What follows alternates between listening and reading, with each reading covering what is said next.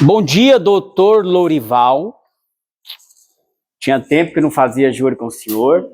Estamos aqui, mas o senhor é muito rápido com os processos. Esse aqui eu acho que é 2019. Obrigado por me atender mais uma vez, a Janaína. Doutor promotor de justiça, já fizemos alguns júris aqui. Vou até pegar um café. As juradas que hoje nós temos aqui, mulheres. Não estou pegando vossas excelências, o rosto. Vou gastar 20, 30 minutos no máximo. O promotor pediu desclassificação, já fiquei feliz demais, para não falar muito feliz. De propósito, só juradas sentadas aqui. Os oficiais de justiça de longa data, os conheço, da segurança. Abraço para todos. Mas nós vamos almoçar, né, doutor, aqui. Não vai dar tempo nem para o almoço. Receba aqui a homenagem da defesa. Eu cuido desse rapaz desde o dia do fato. Conheço muito bem, decorado. Não precisa delongar, ficar lendo. Estou filmando e gravando porque eu estudo fora. Na época, um colega começou... Eu não sei se foi o Abrão que me levou para estudar fora. A culpa é dele. Eu estou ficando louco, tentar concluir lá um doutorado em Portugal. Era para estar lá hoje, para recepcionar o presidente, mas eu não tenho dinheiro para tanto. Parabéns a vossas excelências que despendem gratuitamente para fazer jurado. Não estou falando diferente porque eu estou gravando. É meu estilo, o doutor já sabe que eu faço muitos júris. Eu sou presidente da associação onde eu advogo gratuitamente para pessoas carentes.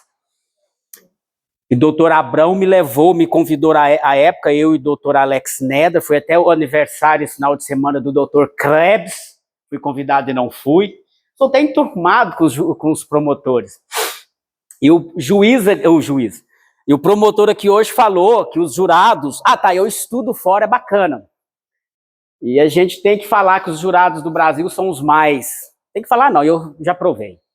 Empiricamente, cientificamente, são os mais poderosos do mundo. O promotor iniciou falando isso, meu grande amigo. Por que são os mais poderosos do mundo? Que no resto do mundo, ou é maioria absoluta, conforme Estados Unidos, Chile também, assim está. Se não for maioria absoluta, na Europa é escabinato, igual da polícia militar aqui no Brasil. Tem vários juízes togados, a gente fala togado, que é concursado, e 7, 8, 10, 12, 14 juízes leigos, não precisam ser da área jurídica, perfeito? Então, por estudar isso, eu gravo, vez ou outra, sobre júri no Brasil.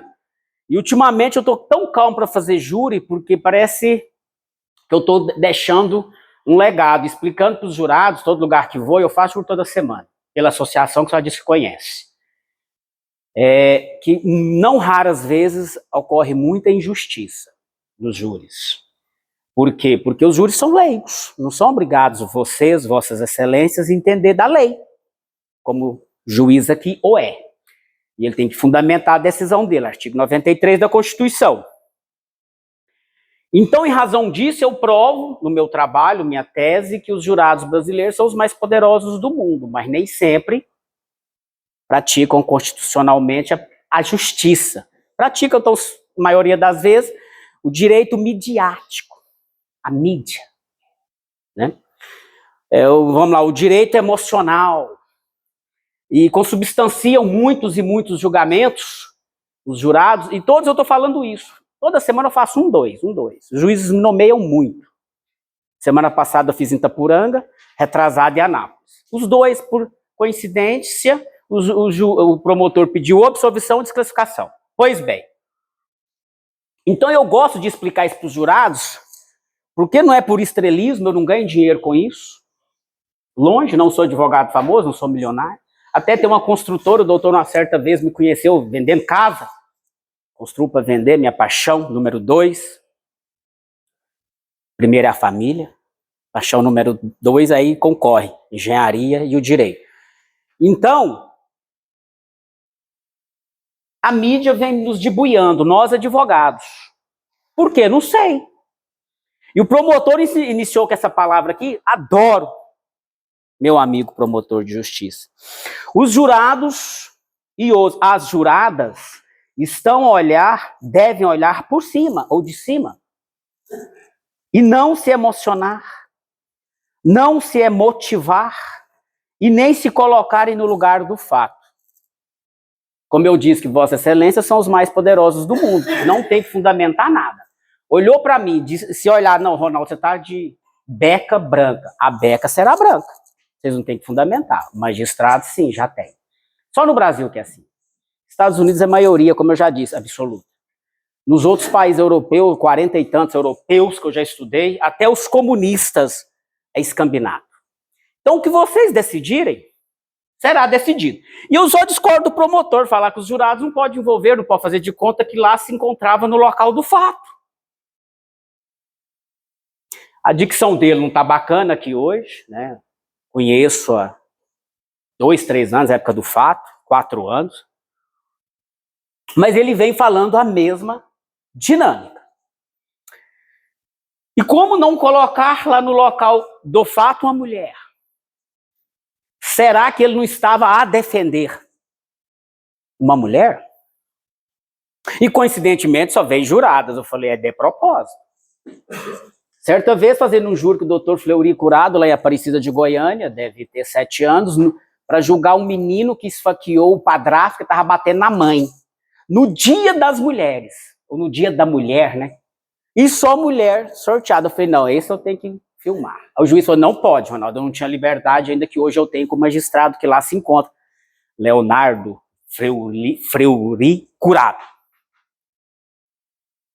E aqui hoje, coincidentemente, não gastarei meus 30 minutos a repetir o que o promotor disse com muita cautela. Ele já pediu desclassificação, já ganhou na Mega Sena. Esse rapaz que lá se encontrava para ajudar, aqui restou mais que comprovado, creio eu, uma mulher, Natasha. E no depoimento dela, eu ia pedir para pôr, mas não se faz necessário, diante do pedido de desclassificação do promotor. Então, com esse poder que Vossas Excelências têm, aqui hoje só mulher, uma jurada já me conhece esse trabalho que eu venho fazendo há anos, gratuitamente para pessoas carentes. Há anos, 15 anos. Fiz muito júri, muito estudo em razão desse trabalho. Não sou famoso, não sou conhecido, mas eu amo o que eu faço. Em razão disso, eu tenho que ler o que Francescoli Carnelucci disse, consigo falar decorado. Ao mesmo tempo que Vossas Excelências aqui hoje não podem se envolver com o fato, promotor assim diz, com todo respeito, vênia, a meu ver tem que envolver sim, porque se tratava da defesa de uma mulher.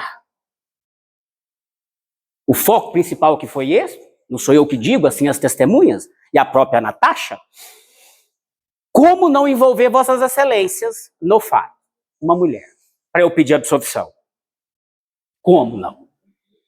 E eu citei Carnelucci, porque o advogado, livros que o Carnelucci publicou há anos e anos, tem livro dele publicado há quase 500 anos, A Idade do Brasil, né, que a gente tem que ler muito Kant, Bíblia. Carnelucci fala, o advogado sim, o bom, mais ou menos, ou o advogado atuante fica no primeiro degrau da escada. Estou aqui hoje no primeiro degrau, lá embaixo. Até postei agora. Eu não, minha assessoria.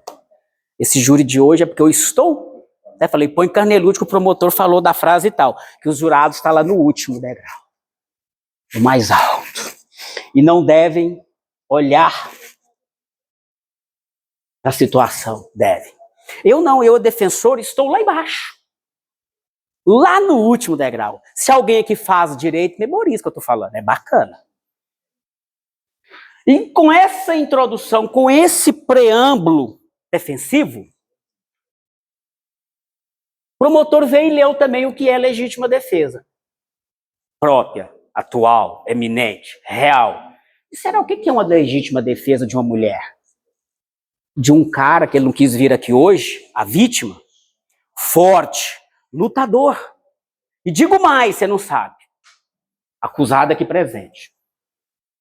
Virou meu amigo, Nival. O pai morreu esses dias, parece Covid. Vou até construir com este, meu novo parceiro. Já está até com a consultora pronta. Ele é forte, eu acho que a razão é essa que ele não veio aqui hoje. Eu esse dia estava treinando, lutando com ele. Eu baixinho, 1,70 m. Não preciso nem de base de altura. Ele é muito forte. A vítima é muito forte. Talvez razão essa nem estar aqui. Mas legítima defesa, minha, real, atual. Imagina de uma mulher, para com uma mulher. E eu tenho que apanhar 3, 4 vezes, 5 vezes, para eu consubstanciar com base na excludente da ilicitude da legítima defesa. Tenho que apanhar 3, 4, 5 ou 10 vezes. A lei não fala isso, ele apanhou 3. Isso não é legítima defesa? Real, atual, minha e da terceira pessoa? Ela fala no interrogatório dela, eu creio que Vossa Excelência leu, que tem que transcrever para ler. Os jurados, as juradas, né? Ele quebrou a porta do apartamento dela 3 vezes. A única pessoa que ela corria atrás para pedir ajuda e não falou uma vez se namorava ou não foi ele. Residia lá, desde criança. E reside até hoje, no mesmo local. Será que não causa espanto? Será que esse tanto de vezes que eu apanhei de alguém não é legítima defesa? O que é legítima defesa? Fiz uma pergunta, você já andou armado? Não. A lei fala, eu acho que eu consigo falar sem ler o Código de Processo Penal ou Código Penal. Código Penal, o que é legítima defesa? Todo mundo aqui sabe. E de uma mulher, de um terceiro, para defender uma mulher. Utilizar dos meios necessários para repelir aquela injusta agressão. A polícia fala todo dia na televisão isso. Aquela injusta agressão sofrida ali naquele momento, atual momento. E ele buscando para si essa legítima defesa para a vítima não correr atrás da menina novamente, da Natasha, ainda bater nela como ele bateu várias vezes. Está relatado nas declarações dela. Só não teria medidas protetivas. E ela fala que ele ia lá visitar os cachorros que ela tinha. Está escrito aí. Sim, sou bom de memória. Então pergunta a Vossas Excelências, posso ser voto vencido? Sim, já estou feliz demais. E quando foi do interrogatório primeiro dele, na primeira fase do plenário do júri, que é antes, a primeira fase é antes do plenário do júri. A lei brasileira fala muito, primeira fase da instrução processual, quando envolve homicídio, tentativa de homicídio, infanticídio, né? Era a doutora Renata, a promotora. Eu fazia umas perguntas, a doutora Renata puxou para ela de voo e outras perguntas. Não, mas não é possível, você não praticou legítima defesa e tal, mas ele não consegue falar com essa calma que aqui estou a falar. Que o promotor falou aqui hoje. A doutora Renata puxou com a Natasha, com a vítima, que é forte. Mas não há que se debater aqui hoje, eu, com Vossa Excelência, se é ou não é legítima defesa. Só imaginem isso. Se coloquem no lugar. Lá junto comigo, o defensor, lá no primeiro degrau. Não vamos nos colocar lá no último, como o promotor pediu. Faz de conta que ele estava defendendo você. Você. Apanhou por causa da Natasha 3 vezes do Brutamontes. Eu posso chamar de Brutamontes, se ele tivesse aqui, eu ia estar chamando. Eu lutei com ele esses dias, a gente luta, né? Eu gosto. Sou um velho empolgado. Pedalo. Ontem eu corri 6 km, 6,5, a 10 por hora. Então eu gosto dessa dinâmica. Agora, será que não é legítima defesa? Eu tive que apanhar tantas vezes e eu me utilizei daquilo que eu encontrei dentro da minha residência. E a pessoa foi até... Se ele não utilizasse essa faca, será que ele estava vivo? Ou teria só apanhado mais uma vez? Se ele usasse uma arma, teria matado a vítima. A lei fala, se utilizar daquilo que estiver a seu alcance. Pode ser essa garrafinha de álcool. Pode ser o sapato, a bolsa, celular, tijolo. Não precisa debater demais sobre isso. Eu não sei como que o doutor vai quesitar aqui, porque eu estou pedindo absolvição. É um quesito de lei. Em regra, em tese, é o terceiro quesito. O promotor pediu dessa especificação, que é minha. Meu pedido alternativo. É formal. Daquele jeito que está na lei. Quesito de lei.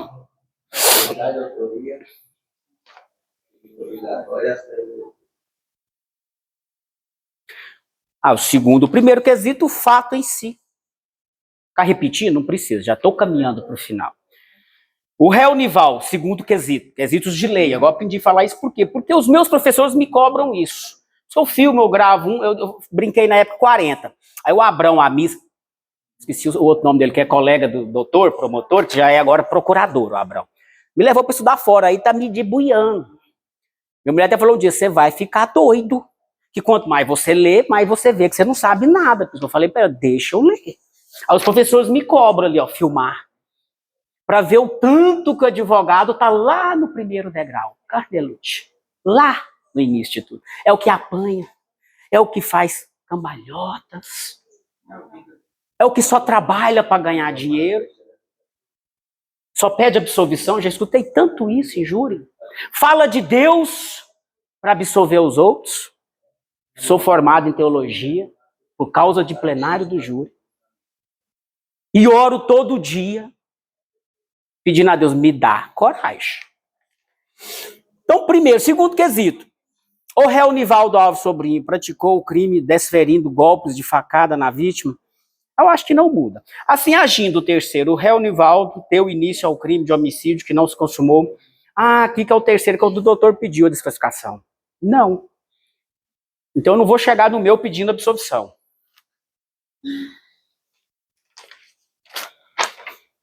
E se eu pedir para vocês condenarem o réu e não desclassificar, eu estou sendo leonino. Que aí desclassifica, o doutor aqui vai fazer a sentença prolatar. Ao momento que vocês reconhecem e desclassifica o poder que vocês têm, que é o maior do mundo, fala, não, a gente não quer julgar fulano, deixa para o doutor julgar. Juiz togado. Que aqui o senhor está obedecendo, ok, eu não vou pedir para alternar, que eu vou ser voto vencido. Eu queria sim a absolvição dele. Eu quero a absolvição dele. Mas aqui na sequência dos quesitos, assim, eu não vou conseguir. Eu fico até com medo. Vossas excelências desclassifica, não desclassifica, condena e vai, depois não absolve. O risco meu é muito grande. Olha que ponto chegamos para julgar o acusado aqui presente. Então as palavras do promotor hoje foram poucas, me deixou muito feliz. Não disse o nome dele de propósito, que a hora que eu ler aqui as poesias que eu vou ler para vossas excelências, o que é legítima defesa não se faz necessário ler o código. O doutor diz que é muito superficial, mente falando, falar que aqui foi uma legítima defesa, essa ação. Poderia ficar na casa dele? Poderia. Apanhar de novo, sim, quebrar a outra perna dele? Poderia. Imagina se essa dinâmica, ele entrasse na casa para bater nele, fosse lá na casa de um promotor que tem um porte de arma. Se não seria uma pistola. Eu tenho esse caso concreto aqui, magistrados de Goiânia. Ocorreu aqui, ó, do lado. Um tiro na perna do fulano. Não vou falar por questão de ética. Com a faca na mão, desistência voluntária, o doutor falou, perfeito, ele aqui falou com muita categoria, tanto o promotor como o acusado, que ele não tinha intenção de matar. Tanto é, se tivesse a intenção, teria matado. A faca não é pequena. Ainda peço para falar a verdade. Desistência voluntária. Eu poderia pedir absolvição, palavra do promotor, e ele termina aqui. Não ir ao extremo da tentativa. Não vou pedir absolvição, sou o dono da ação penal. Agora você está entendendo o que é júri, né? Pode ir até amanhã, nós vamos sair em casa. Eu poderia pedir absolvição, eu, acusador? O doutor falou, sim. Mas seria muito extremo também, não vou pedir absolvição. Pedir como se fosse uma tentativa de homicídio. Ficou no meio termo, desclassifica por agressão física grave. A pena é possível que até maior do que uma tentativa privilegiada. Mas por questão de ética profissional, eu vou concordar com o promotor, vou ficar, para eu não correr o risco de ser voto vencido. Pedir absolvição dele, vossas excelências não desclassifiquem e absolve. Vocês podem até imaginar. Porque como que eu vou pedir para mudar os quesitos? Se o doutor já está acompanhando os quesitos consoante redação do Código de Processo Penal. Assim agindo, terceiro quesito, Nivaldo Sobrinho, deu início ao crime de homicídio que não consumou por circunstâncias alheias à sua vontade? Sim. O jurado absolve é o quarto. Que eu ia pedir o privilégio ao final, não vou nem chegar no quinto quesito, pode até tirá-lo, mas não vamos chegar lá. Então, já caminhando para o final, fiquei muito feliz aqui hoje com essa dinâmica. Eu creio que vários aqui pensam que quais ou qual é o primeiro júri. Todas já fizeram júri? Então, se é o primeiro júri, é muito sério julgar as pessoas. É muito sério julgar as pessoas. Então, memorizemos que quase todo, ou todo aquele que julga, não tem tempo de conhecer o acusado. Quem julga as pessoas não tem tempo para amá-las, e muito menos conhecê-las. Quem falou isso? E aqui hoje eu acho que Vossas Excelências conheceu. Madre Teresa de Calcutá. Então eu vou concordar com o promotor de aplicar a desclassificação, porque eu queria sim, quero. Ele merece sim, legítima defesa. Mas para eu não correr esse risco dos jurados brasileiros, que são os mais poderosos do mundo, estou gravando por isso. Pode falar que a minha beca é branca e branca será com a decisão, porque não tem que fundamentar, é livre motivação de cada um. Aqui já é livre convencimento motivado, tem que motivar. Artigo 93 da Constituição, aqui não.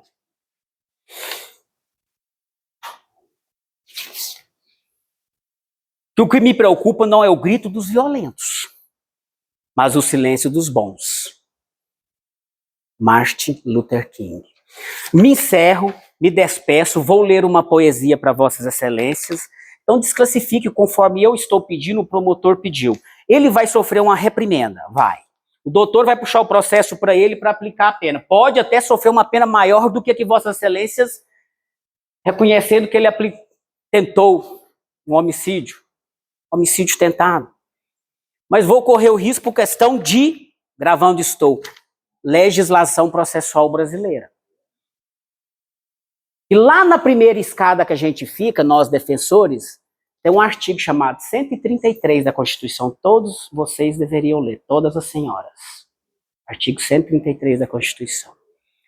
Que lá todos nós deveríamos e devemos ser tratados iguais. Eu, defensor, advogada, promotor, juiz.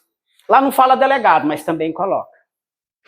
E começarem a fazer esse paralelo, essa comparação, dessa isonomia de poder na profissão, no trabalho, né? Desse princípio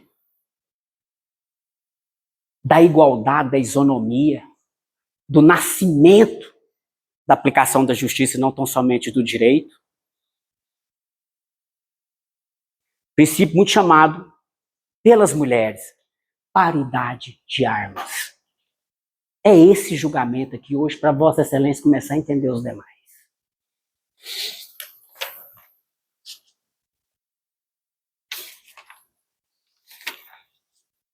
Meu destino, Nival, nas palmas de tuas mãos, essas juradas, leio as linhas da vida, ele, olha para elas, linhas cruzadas, sinuosas, foi defender uma mulher, interferindo no meu destino dele, no teu, não te procurei, não me procurastes, íamos sozinhos por estradas diferentes, indiferentes cruzamos. Passavas com o fardo da vida, corri ao teu encontro aqui hoje para esse julgamento. Ele, Nival. Sorri, falamos.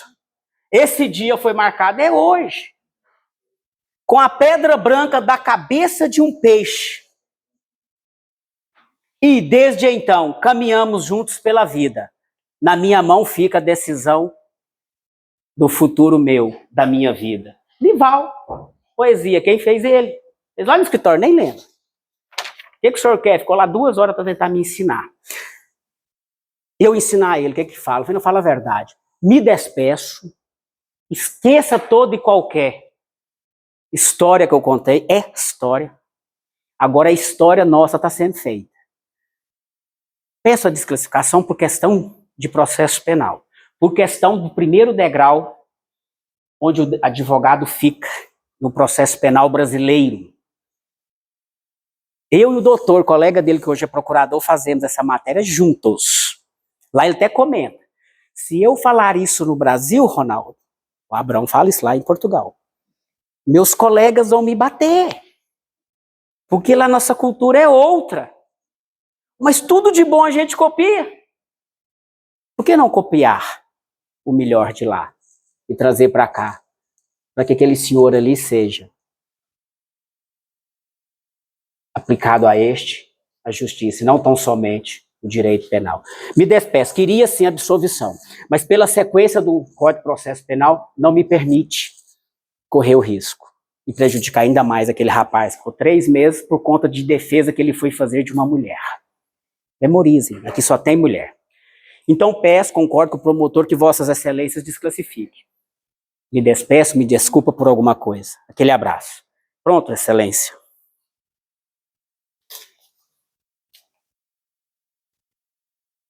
Correto?